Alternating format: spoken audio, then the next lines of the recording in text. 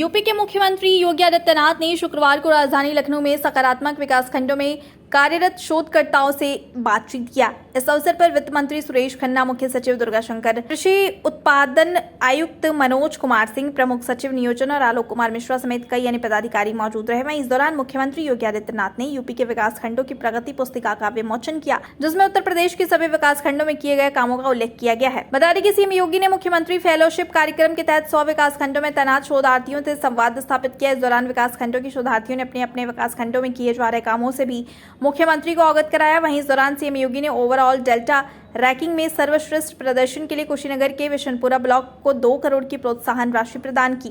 इसके अलावा बरेली के मझगांवा ब्लॉक, बदायूं के वजीरगंज ब्लॉक, अंबेडकर नगर के भीटी ब्लॉक, बरेली के फतेहगंज ब्लॉक और बलिया के सुहाव ब्लॉक को 60-60 लाख की प्रोत्साहन राशि प्रदान की। इस अवसर पर सीएम योगी ने कहा कि मुख्यमंत्री फेलोशिप योजना के अंतर्गत प्रदेश के आकांक्षात्मक विकास खंडों में कार्य कर रहे शोधार्थी स्वयं को योजक के रूप में मानकर पूरी प्रतिबद्धता के साथ काम करें। देखें कि आपके विकास खंडों में शिक्षा, स्वास्थ्य, किसान, महिला और इंफ्रास्ट्रक्चर के क्षेत्र में कैसे बेहतरीन कार्य किया जा सकता है। जो शोधार्थी अपने 3 साल का टेन्योर मेहनत और प्रतिबद्धता के साथ पूरा करेगा, वह बेहतरीन शोध प्रबंधन लिखकर प्रस्तुत करेगा। सरकार की ओर से उसे एज रिलैक्सेशन के साथ सरकारी नौकरी में भी वेटेज प्रदान किया जाएगा। हमें ऐसे कौन से तरीके अपनाने हैं जो कम खर्चे में अच्छा उत्पादन किसान को उपलब्ध करवा सकता है। कृषि विभाग के लोग इसके लिए तैयारी करें, इसमें हम कर सकते हैं। हर विकास खंड में फाइनेंशियल इंक्लूजन में, वित्तीय समावेशन में हम लोग वहां पे रोजगार मेला लगा सकते हैं और इसके लिए हम बीडीओ से बोलें, सीडीओ से बात करें और फिर उनसे बात करें कि बैंकर्स के साथ बैठक करके हमारा प्रयास होना चाहिए कि हर तीसरे महीने कोई ना कोई बैंक एक रोजगार मेला लगे उस विकास खंड के युवाओं के लिए या उस विकास खंड के अन्य लोगों के लिए। उसका सेक्टर चिन्हित कर लीजिए, उसमें महिलाएं भी लोन लें, युवा भी लें, जो पहले से व्यापारी हैं वे लोग भी लें और किस कार्य के लिए चाहिए उनको ये चिन्हित होना चाहिए। उसके लिए पहले से उसका ट्रेनिंग का प्रोग्राम चले, कुछ न कुछ चले। वित्तीय समावेशन का कनेक्टिविटी को देखना चाहिए, कनेक्टिविटी की क्या स्थिति है, नहीं है तो संबंधित विभाग के साथ, सीडीओ के साथ बैठक करके बोलना चाहिए कि फलानी जगह जाने का रास्ता नहीं, पुल नहीं है या फलाने कार्य की आवश्यकता है, फलाने भवन की आवश्यकता है। ये चीजें अगर आप वहां उनके साथ कोऑर्डिनेट करके इस कार्यक्रम को आगे बढ़ा लेते हैं, बहुत बड़ा कार्य हो सकता है। हर बार एक चीज को, लेकिन निरंतर भ्रमण करना होगा।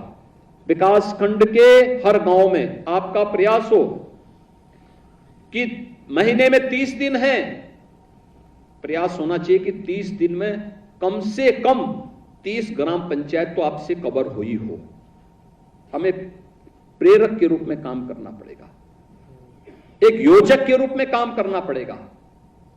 एक योजक के रूप में अगर आप कार्य करना प्रारंभ करेंगे, बहुत कुछ आप परिवर्तन ला सकते हैं। और मेरा मानना है 3 साल नहीं, मात्र 2 वर्ष में हम इन आकांक्षात्मक जनपदों को विकास की प्रक्रिया में स्टेट एवरेज से आगे बढ़ाने में सफल हो सकते हैं। कोई संदेह इसमें नहीं होना चाहिए, कोई संदेह नहीं होना चाहिए।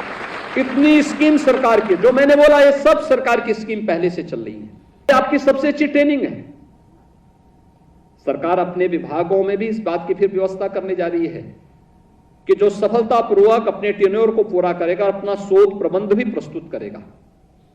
हम एज में रिलैक्सेशन के साथ साथ सरकारी नौकरी में भी फिर उनको यहां पर प्रदेश के अंदर वेटेज देने जा रहे हैं और उसके लिए आपको अभी से अपनी तैयारी करनी चाहिए कि हमें अपने शोध प्रबंध को इसके साथ ही तैयार भी करना है।